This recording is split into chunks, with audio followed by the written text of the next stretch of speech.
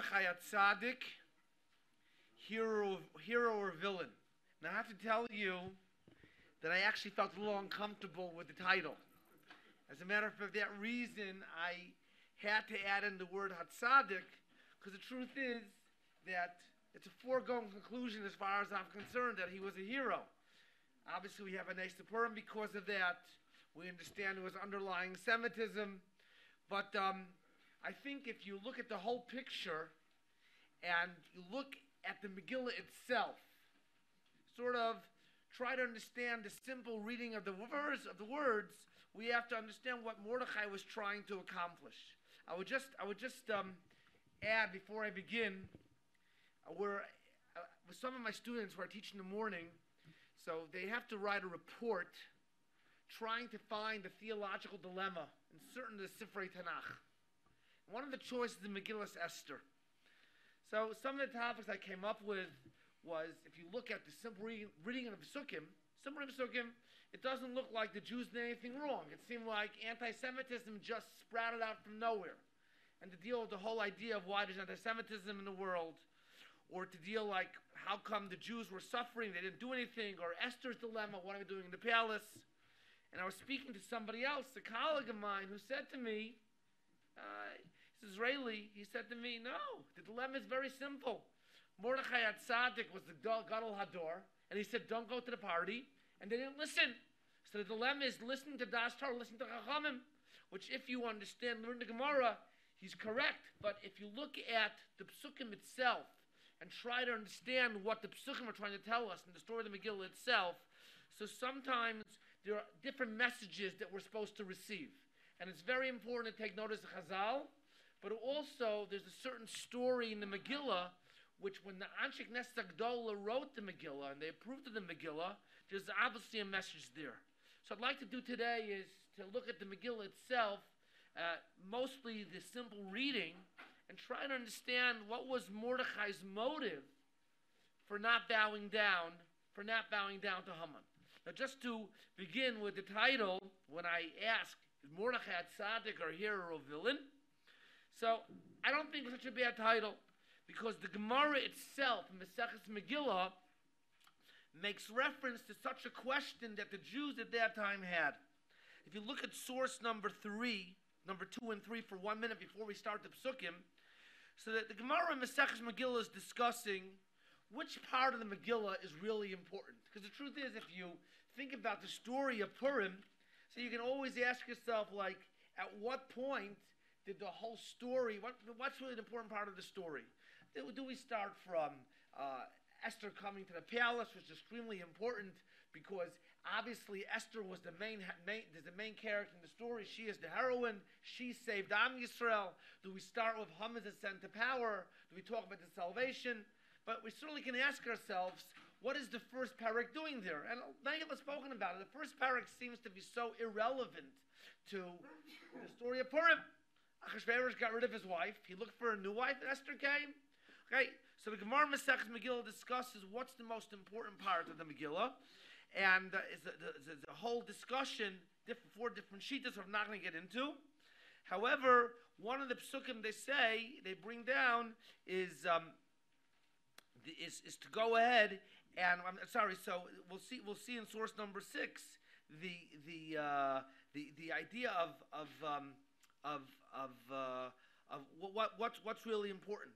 However, if you look at source number 2 and number 3, so the Gemara is explaining there the idea of Ma'omru al-Kacha. So Rava Amar, what's important in Megillah? What happened? What really happened in Megillah? So one interpretation says, Mordechai, he was so special. Rava Amar li'idach gisa. So what happened was, as we say, that Mordechai is referred to, Ish Yehudi Hayav Shushan Abiro, Shmo Mordechai ben Yair ben Kish v'ish Yemini. So there's a Yehudi and he was a Yemini, which seems to imply that he came from Shev Yehuda and he also came from Shev Binyamin. So the Gemara asked the question, well, it's either or. Either he came from the tribe of Judah or he came from the tribe of Benjamin, tribe of Binyamin. Which one is it? So one shot in the Gemara is very simply that the Gemara says that every Shevet claimed Mordechai to be his. They were so proud of him. Rava says, number 2, Rabba Amar, Knesset Yisrael Amroch Le'ida Gisa. He says, Knesset Yisrael had a different approach. They were actually critical at some point of Mordechai. He says, Ru'uma Asili Yehuda. Look what Yehudi did to us. Umashilam liyamini, and how someone from Binyamin paid us. Masali Yehudi. So what was their complaint against? So in source number 3, their complaint was against David HaMelech. That David did not kill Shimi. Shimon ben Gera, who went ahead and he cursed David HaMelech. And therefore he was Chayiv Misa because he was Morid b'Malchus, the way he treated the king. So he says, and because of Shimi, because David did not kill Shimi, Shimi was able to live a normal life, and from Shimi came Mordechai. And Mordechai caused us so much trouble. The Mikni Bey Haman, Mordechai, by not bowing down to the Pesel, to Haman, got Haman angry. So from that we see that the Am Yisrael had a very hard time with Mordechai. So when I speak about Mordechai Tzaddik being a hero, villain, obviously in the end Mordechai was definitely a hero. But certainly as the process is going on, it seems from the Gemara that certain members of the Jewish people were quite upset. And they actually blamed David HaMelech. If David HaMelech had done what he was supposed to, and he would have killed Shimi when Shimi was Makal him, cursed him. We never had Mordechai. He says, and then the Gemara goes on to try to explain about Binyamin and Yehuda in another respect. So this title is really not so far off. It certainly was, according to the Gemara, there were certainly certain Jews who at a time certainly felt that Mordechai at Tzaddik did not do the Jews a favor. So let's look at the whole story and see what happened. So we look at source number 1. Achara dvar me'ela, after these words, Gidal HaPerak Gimel Pasuk Aleph, Gidal HaMelech Hashverosh as Haman ben Amdasa, Kadosh Baruch Hu Hashverosh raised Haman ben Amdasa, Hagagi for Hagagi, Vayinasehu, he lifted him up, Vayasim is Kisem Yal Kol Asar Masharito, and he basically raised his seat from all the officers that were with him. V'chol avdei HaMelech asher b'shar Melech, and all the servants of the king that were the king, Karam Mishtachim L'Havan, they were Korea Mishtachave, Kichein Sivel HaMelech, because according to most Meforshim, that's what the king commanded about Haman. Mordechai lo yichrav l'yishtachave, and Mordechai did not go ahead and bow down to Haman. It says, Vayomer avdei HaMelech asher b'shar Melech Mordechai. So the servants of the king that were in the gate of the king said to Mordechai, Madua ta'averes mitzvahs HaMelech, why are you going against the command of the king? Vayhi ka'amram, I love yom v'yom. Every day they would go to Mordechai. They were very bothered by this fact that Mordechai didn't bow down. V'lo shama leihem, he says they didn't listen to them. V'yagidu l'haman l'ros. So they finally told Haman because they wanted to see if Mordechai really was serious about it. Hayamdu divrei Mordechai. If Mordechai's word would stand, would he be consistent? Would he continue not to bow down? And here we have the only clue as to why Mordechai didn't bow down.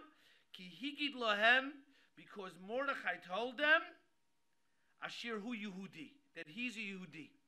So the first interpretation, which is probably the most famous of all the interpretations, the first interpretation is what Rashi mentions, Chazal mentions, source number 4, Rashi says, Karam Mishtachavim, Sha'atza Atzma Elohai, he made himself into a god, and therefore Mordechai did not bow down to Haman.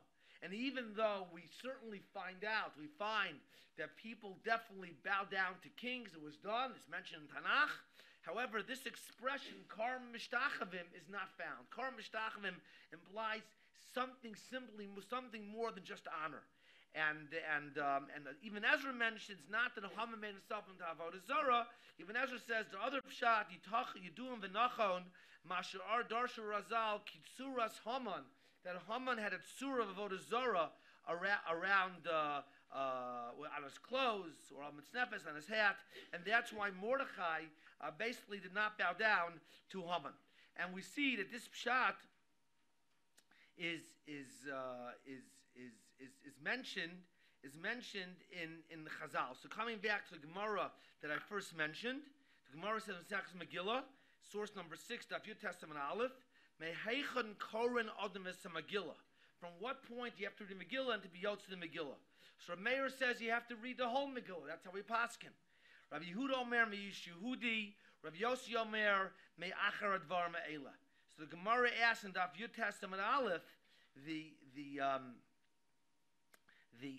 why do we go ahead and why do we read? Why do we go ahead and why do we read the whole Megillah? How do we explain the machlokes?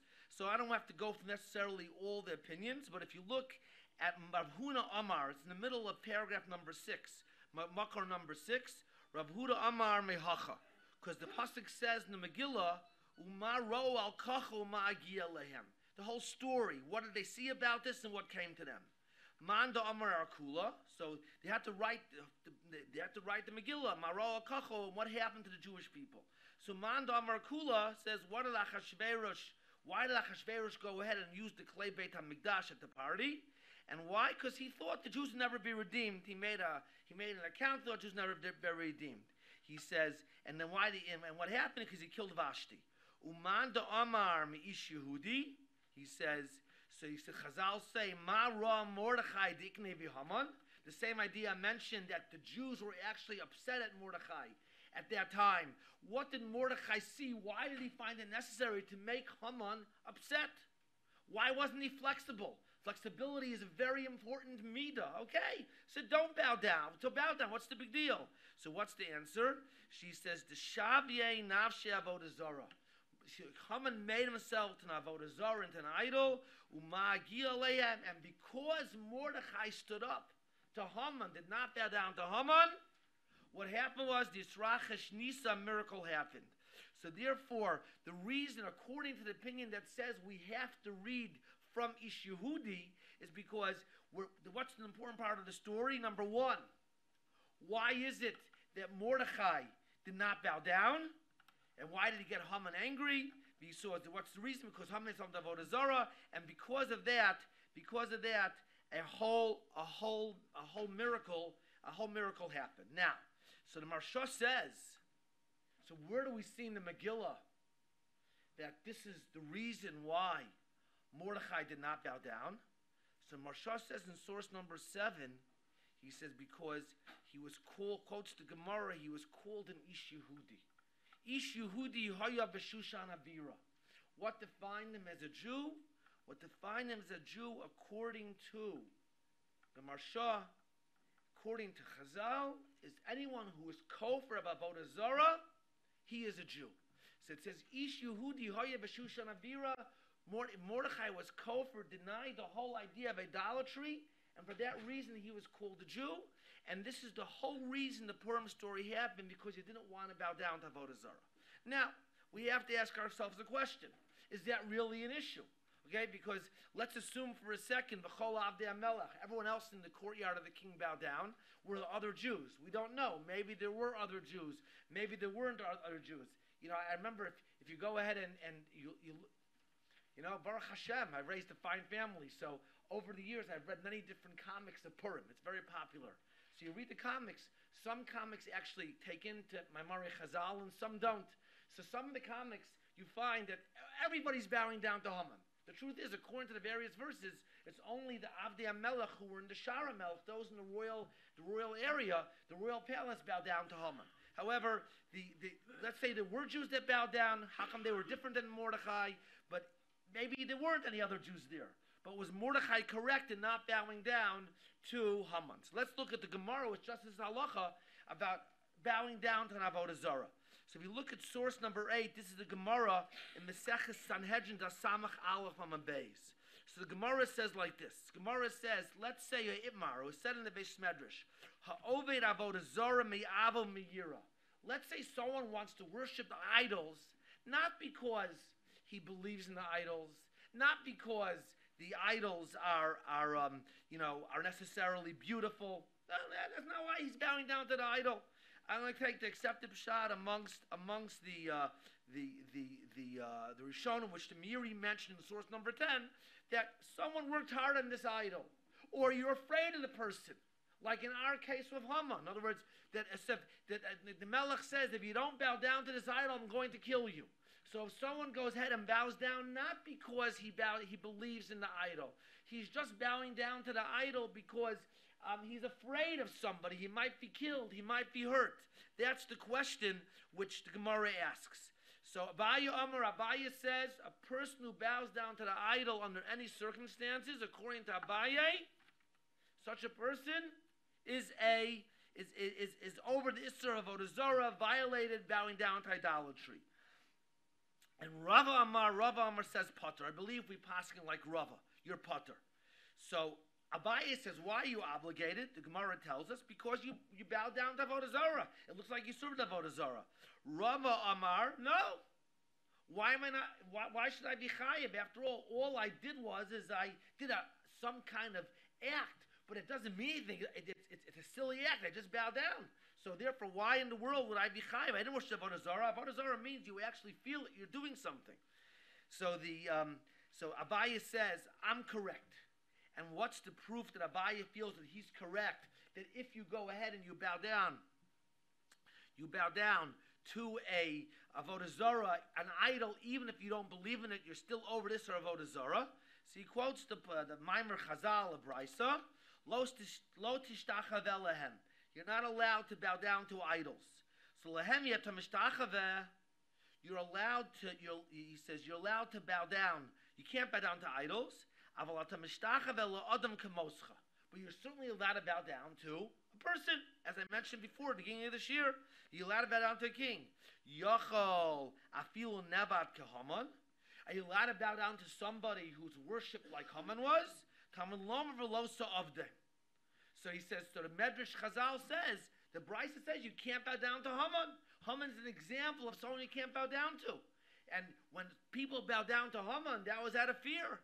But the Brisa says explicitly, even to Haman, you'd be over this or Avodah Zarah if you bow down to. So that's the proof that Abaye brings. So Rava says no. There's two ways to look at this. Rava says, Ki Haman, the lo Haman. He says, now what does that mean? He says that what it means is that I'm allowed to bow down to a king. Okay? I can't bow down to a human being that makes himself out to be a god. Okay? He says, like Haman made himself out to be, but it's only usher if I do it out of real devotion. In other words, Haman is the example of what's forbidden. On one level, a type of human being that makes himself to be a god like Haman, but certainly in a situation where I actually believe that he is somewhat of a god. Now, when we talk about, by the way, human beings being a god, it doesn't mean that they're the only god. Obviously, it could be they might be an intermediary, something like that. But the Haman, according to Rava, is used as an example not of what's usher, according to Rava, but an avodah zarah, which would be usher if you did it out of devotion. Okay, so Rava certainly holds that Mordechai would not have been over an Isra of avodah zarah if he had bowed down to Haman. So why did he bow down? So Tosfos asked that question, and Tosfos says in source number 9, so if that's the case, how come Mordechai didn't bow down? He should have asked the Shaila, his local Orthodox rabbi. The rabbi would have said to him, hey, what are you causing trouble for? You should go ahead and bow down. Why are you going to cause all the Jews trouble? You never know what's going to happen.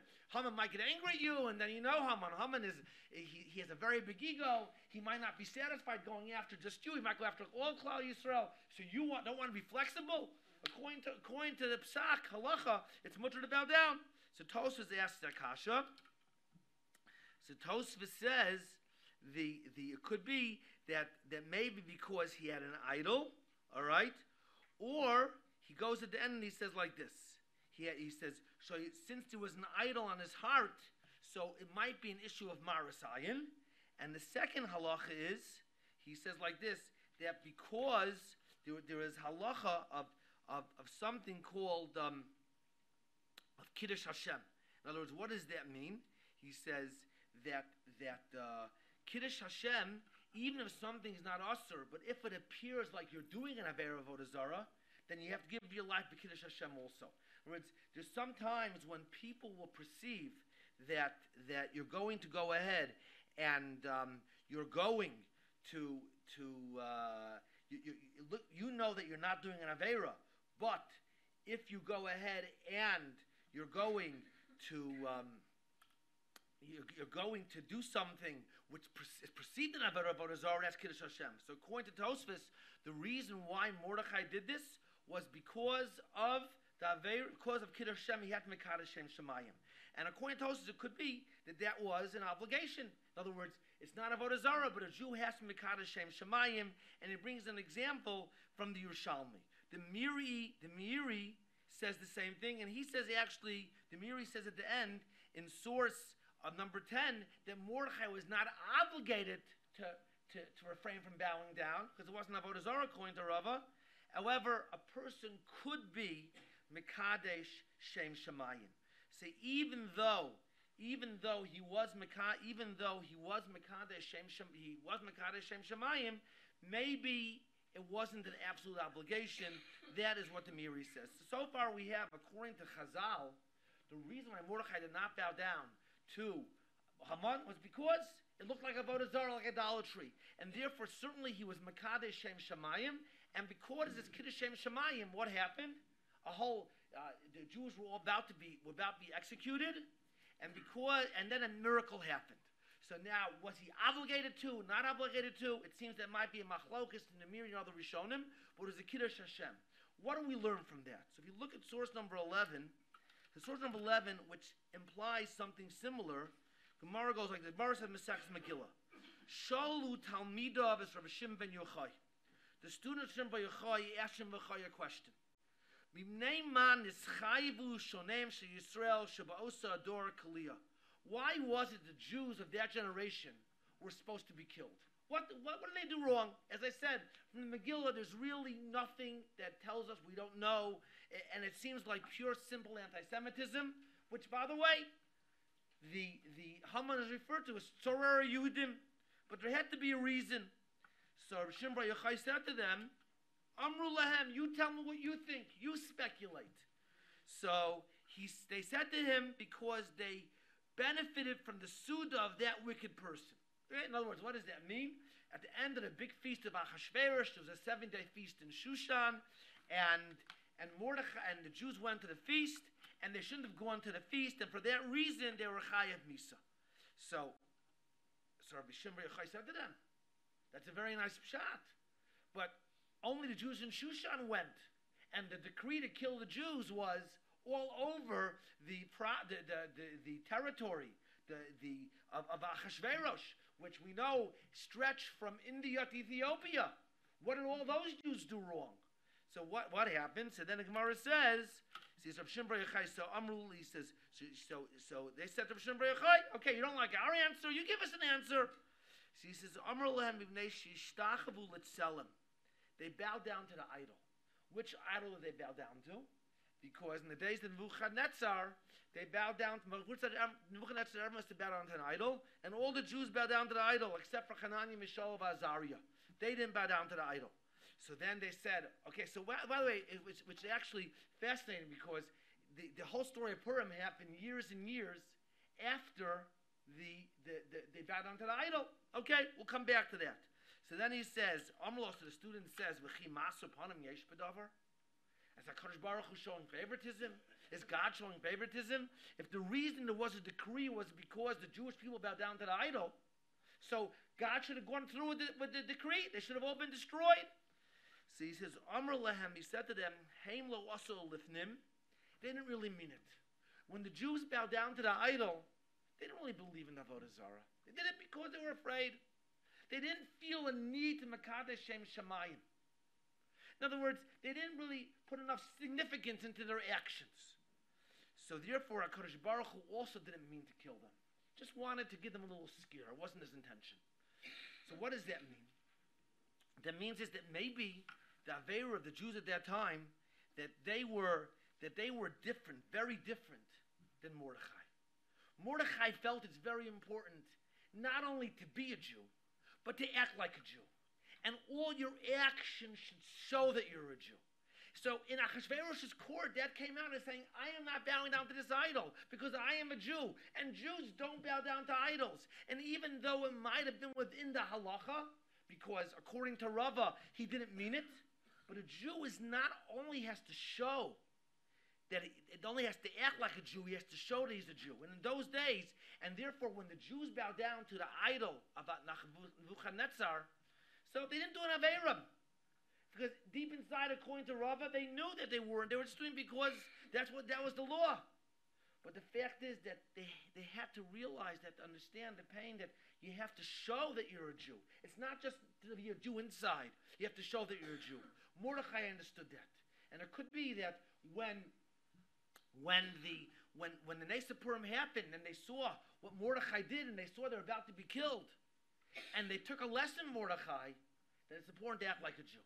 As a matter of fact, in the Megillah, it's not on the Daf Mekorot, but we'll see in the Megillah. I'm sorry, it is on the Daf Mekorot, source number 19. I'm going to mention it a few times. So it says, Periches Pasuk Yud Zayin, Uvechol Medina Medina, Uvechol Ir V'ir, Makom Shedvar Melchus Daso Magia.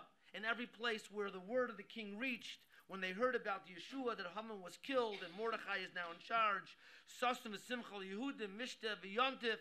So it sounds like, by the way, that there were certain places in the far ends of the kingdom where the decree of the king did not reach. Okay, it seems that way. But the places where the decree of the king reached, the joyful decree, the Jews could protect themselves. Simcha Sasim Yehudim Mishta V'Yontif. V'Ravim Me'amei Aretz Misyahadim. And many people from the Amei Aretz Misyahadim. So the way it's properly interpreted is they became Jewish. There were many non-Jews that wanted to become Jewish. A lot of them weren't allowed because you're not allowed to convert Shalom Lishma for not the right reasons. And some of them would actually act like they were Jewish, and that's one of the reasons given why people masquerade on Purim, because just like some non-Jews masqueraded as Jews, so we go and we masquerade also. However, even Ezra, Rabbeinu Bechaya says, no, it's not what it means. It says, what does it mean? V'rabim me'amei ha'aretz misyadim. Rabbeinu Bechaya in the Barim says, the Rabbim is referring to Yisrael. Many of the Jews were misyahed. What does misyahed mean? That they acted like Jews. They were proud to be Jews. They learned from the story of Purim. It's not just enough to be a Jew inside. We have to act like Jews. They learned, they understood what happened. They understood why the Yeshua came through Mordechai, even though it was Mordechai which was the impetus that caused the challenge to happen, that caused the Paranis, the great punishment might have come because of Mordechai, but they saw the salvation through Mordechai, and they realized it's very important to act like a Jew. That's the salvation of Purim. With Mordechai's case, it came out like not worshiping Avodah Zarah, not bowing down to Avodah Zarah. But the lesson of Purim is certainly that we have to act like a Jew. That's the first interpretation you can give. All right. If we go to source number 12. So in source number 12, the Alshich says, what's the reason why Mordechai did not want to bow down to Haman? So he says, source number 12, the Alshich said, Shelo Yamdu Dvarav. All right? So in other words, what did Mordechai say? He's a Yehudi. They wanted to see, he says they wanted to see, he wanted to see if his words would stand. So the way Alshich explains it, it said to him, he says, why aren't you bowing down to Haman? He says, you're a Jew. And look at his words. Shelo yamdu devarav ki higid lehem asher Yehudi shehu meyam bazoi v'shasoi v'abodim mashlubam. They said to Mordechai, how could you not bow down to Haman? You come from the Jew, a lowly nation. And by the way, the Jewish people, when they were in Golus, you should know, in exile, were definitely looked upon as a lowly nation. I just want to digress for 1 second. A story I've mentioned in the past that made a very big impression upon me. So, many years ago, the year that Moshe Feinstein was nifter, was right around now, and shortly afterwards, his Talmud of Nissim Alpert also, but he was very sick that year. And I had gone with my father to New York for a symposium about Rav Kook. Okay, Rabbi Chalaf spoke, my father spoke, I think Rav Teit spoke, and then Rav Alpert, Nissim Alpert, who was the Rav of Agudas Yisrael, he gave a shir on one of the tshuvas of Rav Kook. If I remember correctly, I didn't really understand at that point the significance of what he spoke about, but he spoke about, I think, if I remember correctly, Rav Kook's tshuva on Heter Mechira. I remember correctly, and he was talking about, like, it's unbelievable the Bekiyas you go ahead and you see in Rav Kook. All right, and then at the end he says, after he finished the shir, he said, listen, he says, I want to go ahead and I want to say one thing. He says, I'm a Rav of Agudas Yisrael. And people were criticizing me how I could speak at symposium of Rav Kook, because, people like to identify Rav Kook with Zionism, and they like to identify, this is what he said, a good of anti-Zionism. So really, it's not appropriate for me to speak here. So I want to tell you one thing. And he didn't speak of Rav Kook. He spoke about Zionism. He mentioned the Gemara of Rav Yochanan Rabbi Yochanan was the last ish shufra, the last beautiful person in Yerushalayim. See, he said, that's very difficult to understand because Rabbi Yochanan had eyelashes that were very long, had to hold them up. So again, we're not someone to define what it means to be handsome, what it means to be beautiful. But having to hold up your eyelashes doesn't make you a beautiful person. What he says is that Rabbi Yochanan symbolized the last beautiful person of Yerushalayim. Why? Because he says, the Jew was known as the hunchback Jew. He says, why? Because we didn't have a land. We didn't have a land. So therefore, we walk around, so many problems. Rabbi Yochanan realized, symbolized the last time the Jews were living in Eretz Yisrael. There was a strong yishuv. After Rabbi Yochanan passed away, of course, there were always Jews living in the land of Israel, but it was not a strong settlement of Jews. So he says Rabbi Yochanan was the last ish shufra. He was the last beautiful person of Yerushalayim. It meant that after his generation, the idea of the hunchback Jew, it doesn't mean Rabbi Yochanan, it means the Jew himself. They felt like they didn't have a homeland. That's when the Jew became lowly and harassed. And he said, listen, whatever you want to say about Zionism, one thing for sure, now that we have Medinas Yisrael, he says, we can all walk our back straight because Jews know they can live in Eretz Yisrael and there's a strong settlement. So at that time, though, when the whole story happened with Haman and Mordechai, the Jews were in Golus, in exile. So the servant to the king said to the king, how is it that you go ahead the servant to the king said to Mordechai, how is it that you don't bow down to Haman? You come from a Mam Bazui, Vishasui, the Al-Shech says, a lowly nation, and Haman, Hey, Masarim, Gedolim, great people. See, he says, so Mordechai says, no, you're mistaken. I'm a Jew. And his words are, and he says, and therefore a Jew is more chashav than any of them. And he says, I'm not going to bow down. And if you look at source number 13, and the Yalkut Shimoni says, Davar Acher, the same idea. Amar Mordechai. He says, Ani einu yochel lahachnif l'rasha. I can't do chanifa. I can't flatter that Russia. Why can't I flatter that Russia? He says very simply, I can't flatter that Russia because he says, Ani ton signon shel melech. I have upon me the style of the king. Everyone sees me. I represent the king, HaKadosh Baruch Hu. And I'm from Shevet Binyamin. Yedid Hashem, Yishkon Levetach Olav. HaKadosh Baruch Hu rests upon me. I can't bow down to him. What? The Shekhinah is upon me. I'm going to bow down to Haman. He said, I'm more chashuv. HaKadosh Baruch Hu was with me. So therefore, what really happened here was going on that this was the source. He was saying the reason why he didn't bow down was not because he needed to act like a Jew, but he needed to be proud like a Jew. That's the bottom line. And a Jew has to know wherever they are, they have to go ahead and they have to be proud that they are Jewish. No, wherever we are, wherever we go, we have to be proud that we are Jewish. And you should know that sometimes it pains me that sometimes we have to go to certain places and we're afraid to show that we're a Jew. Sometimes they say you go to Europe, don't walk around with a kippah because you should wear a hat, baseball cap. Why? Because you have to go ahead and you have to be proud that you're a Jew. I was in Vienna a year and a half ago. They said to me, my son said to me, you have to wear a baseball cap. Okay, I said, wear a baseball cap. So on Shabbos, I said to him, I can't wear a baseball cap on Shabbos. Like, that's such a thing. Please, okay, I wore a baseball cap on Shabbos, but it hurt me because now obviously, if you're walking around certain places, Nazi Germany, so you have to be very careful. But a Jew has to be proud to be a Jew, and that was one of the ideas that happened. And what happened is that while the Nes Purim was going on, from Perek Gimel, Perek Daled, Perek Hey, until Perek Vav, chapter 6, when Mordechai Tzaddik was being led on the horse by Haman, not the power, but the glory of the Jew was down to the floor. And then once Haman Tzaddik had to lead Mordechai, that was a salvation in itself. Even though the salvation did not come, as we see that after the parade, Mordechai went back to his sackcloth because the salvation did not come, and anything could change. But Mordechai Tzaddik reveled, was so happy when he was riding on the horse being led by Haman. If you go and you look, see source number 14, Perek Vav, chapter 6, verse 10. Vayomer Melech Haman. because Achashverosh asked Haman, what did she do with the person the king wants to honor? So he says, my hair, kachas lavush v'zasus, take everything and do this to Mordechai Yehudi, Hayeshev Yishar HaMelech. Al tafel davar mikol asher dibarta. Yes, Mordechai was proud to be a Jew. And Haman went and he put it on Mordechai, and he rode Mordechai through the city, and he said, Kachi yasel li'ish asher melech havetz bikaro.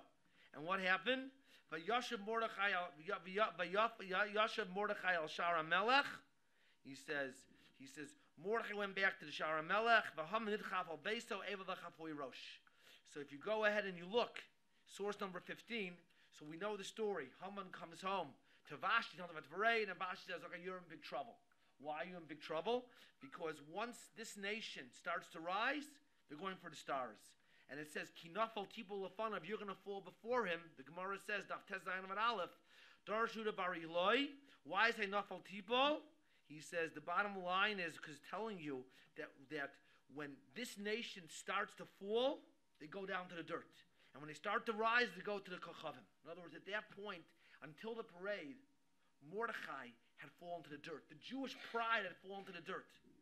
And Mordechai sort of brought that about, but he was saying, no, we have to be proud to be a Jew. And look in source number 16, it's fascinating. So what happened? So Kavan de Rochiv, it's a medrash in Esther Rabbah. Once he was riding on a horse, Hischil Mordechai Mikal HaKadosh Baruch Hu. He started praising HaKadosh Baruch Hu. Aramimcha Hashem ki l'sani v'losi machtiv ali.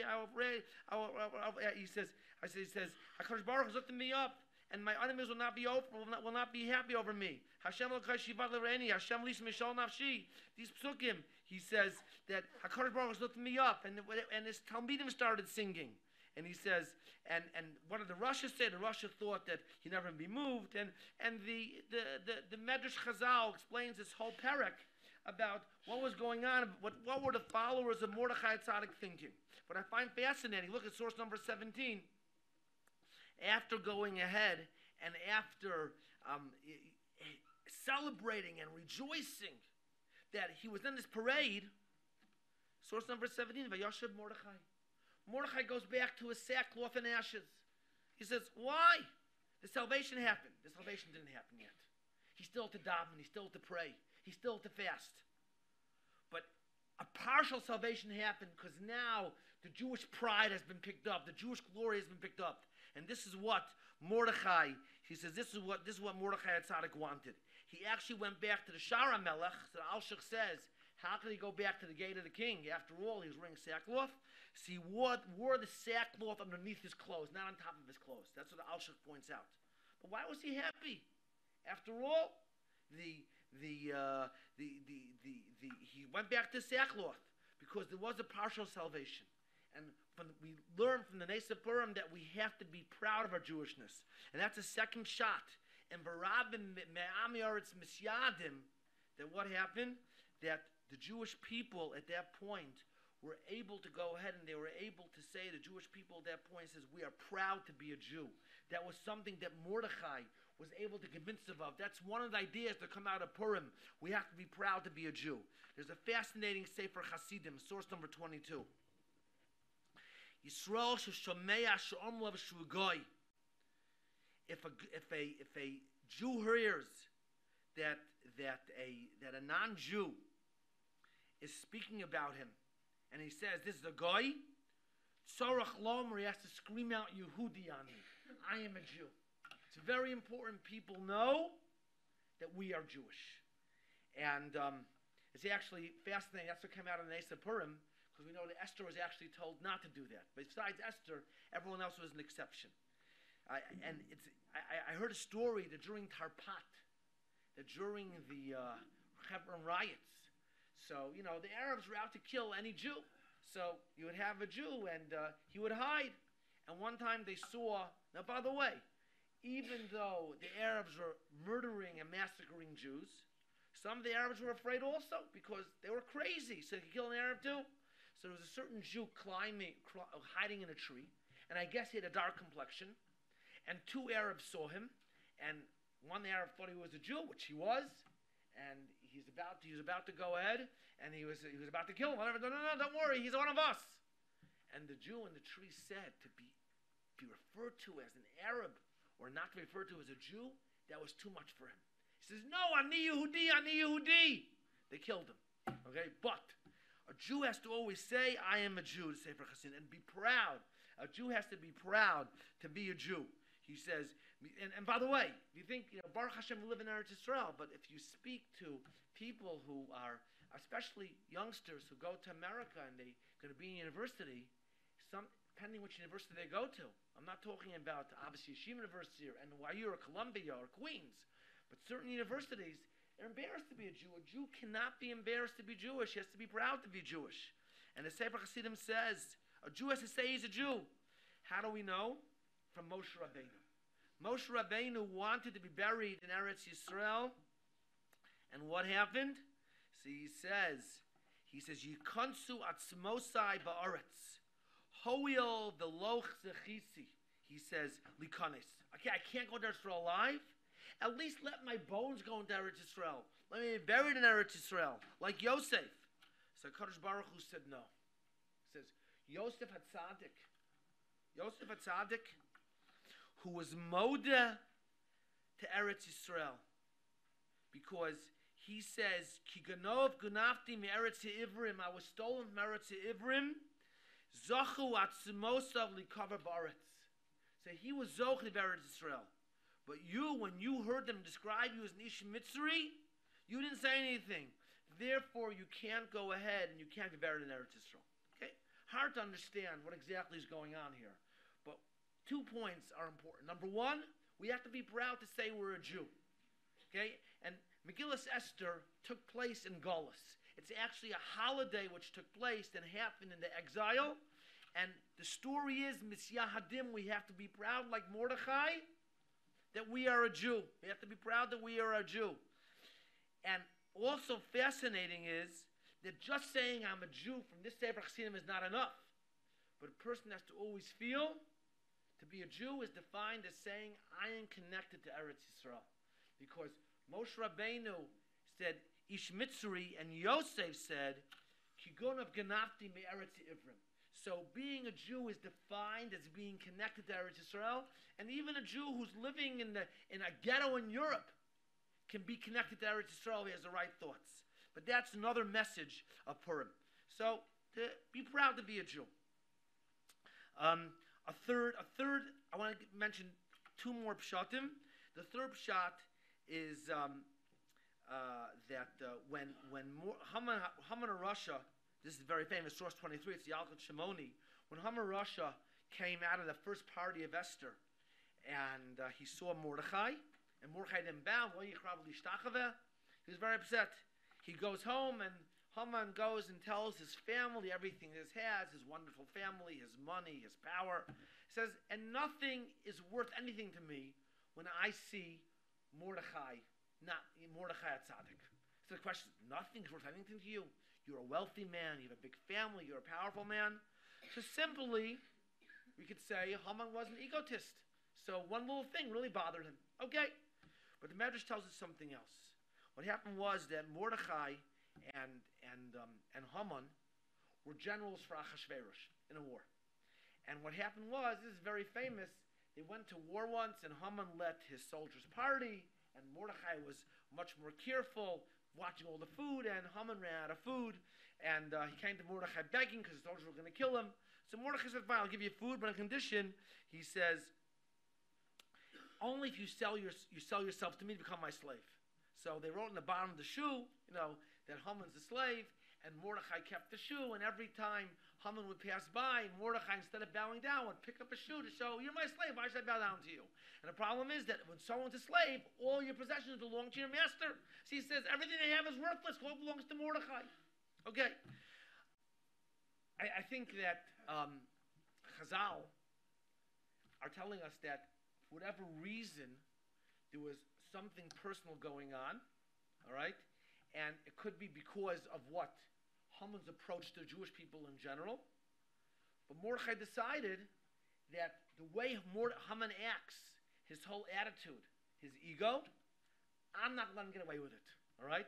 So, in that respect, we know the Yeshua happened, the salvation happened, but at that moment, there's no question that you could have questioned why Mordechai did what he did, And obviously, HaKadosh Baruch Hu showed us that Mordechai took the right approach, because this attitude he had, like he was above everyone else, was not proper. I want to finish off with one interpretation that I believe I saw, I would say in a sefer, but a very modern sefer. I think it's actually a very nice pshat, which I think is very important for us to keep in mind. It's called The Dawn by Yoram Chazoni. And I'm finished with that last pshat. And he says like this: why did Mordechai not bow down to Haman? And he said he's a Jew. Mordechai did not bow to Haman for one very simple reason.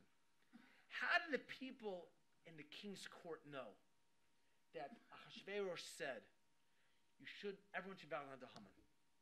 You know, there's a word in the Megillah that says, Shivas, the 7 Sarisim, Roe Pnei HaMelech, who saw the face of the king. What does it mean they saw the face of the king?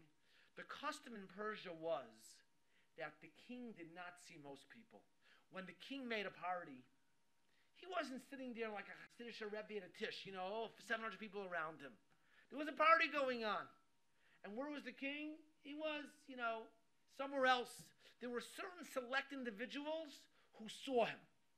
And that's why it says, Roe Pnei HaMelech. In general, by the way, coming back to the comic books, most comic books don't imply that.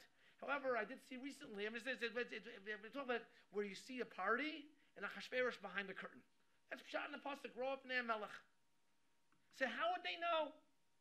So only those people who saw the king would go ahead and hear from the king. So if you translate it literally, if you go back to source number 1, the pasuk bet, V'chol avdei hamelach hashiv b'shar hamelech kar mishtachim l'haman ki chein tziva lo hamelech, as opposed to saying Kain Siva Alav, which it should have said, Kain Siva Lo, the king commanded Haman. The king said, commanded Haman comes out. The king gave me a command, everyone should bow down to me. Now, if you're an intelligent person, you would say, the king commanded everyone should bow down to you? Doesn't make sense. It seems to me this Haman made stuff in his mind. But an intelligent person would say, well, I'm not going to start off with Haman, because if I question Haman, what's Haman going to do to me? He's going to kill me. I'm not going to ask the king because I can't get into the king. And even those people who could ask the king, the first pasuk says that Haman was higher than anybody else to be in trouble. So Mordechai had tzaddik, who was a Yehudi, and a Jew, you have to know, has always been loyal to the government. The government where the Jews have been able to live, even with difficulty sometimes, have always been loyal. He said, there's no way I'm bowing out to Haman because I'm a Jew. And I'm loyal, and Haman is up to no good. And therefore, the servants of the king wanted to see, well, what was Mordechai going to do? Because for them it was very important also, because they didn't like Haman also, and they also thought that Haman made this up. And they wanted to see a Yam Divrei Mordechai. And that's why Haman got so upset, because Haman went ahead and said, Mordechai could blow all my plans. And therefore he said, I can't just go after Mordechai. If all the Jews are like this, loyal to the king, I have a very serious problem.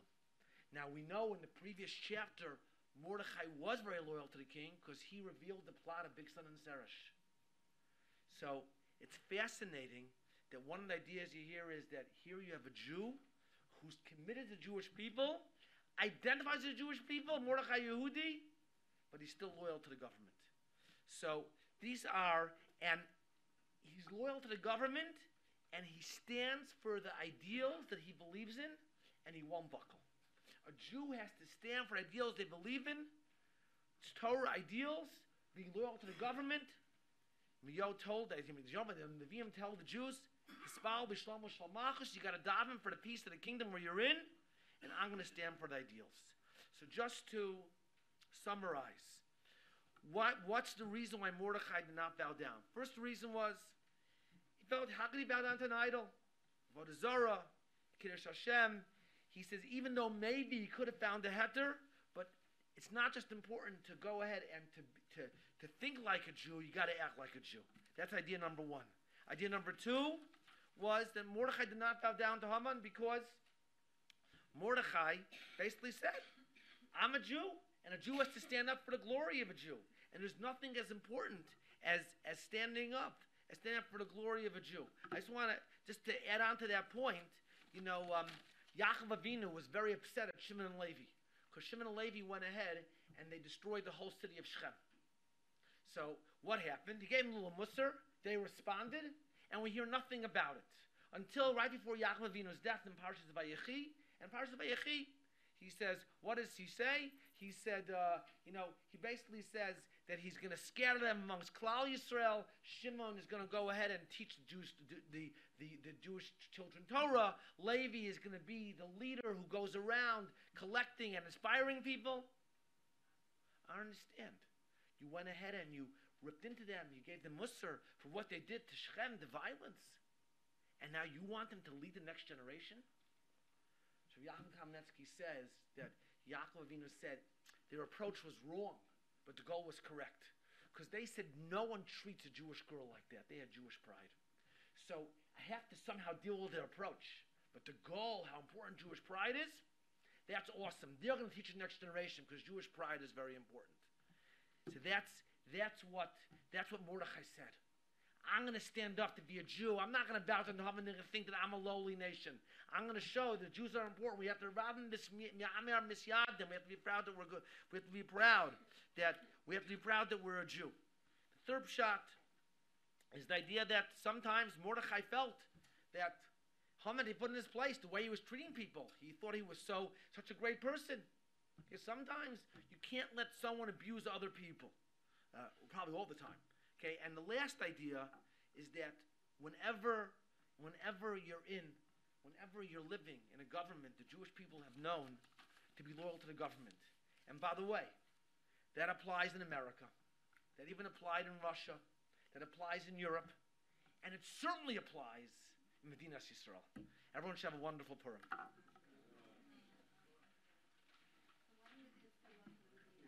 I said, I don't know, you got to ask them.